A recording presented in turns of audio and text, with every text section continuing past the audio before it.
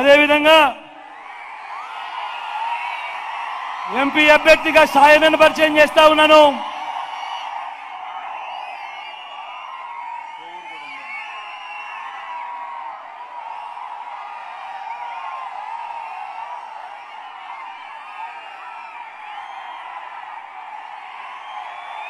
మంచివాడు, సౌమ్యుడు.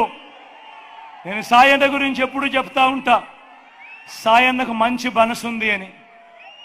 ఇలాంటి ఆయన మీకు ఎంపీగా దగ్గర అవుతే ఖచ్చితంగా మీ అందరికీ మంచి చేస్తాడన్న నమ్మకం, విశ్వాసం నాకున్నాయి.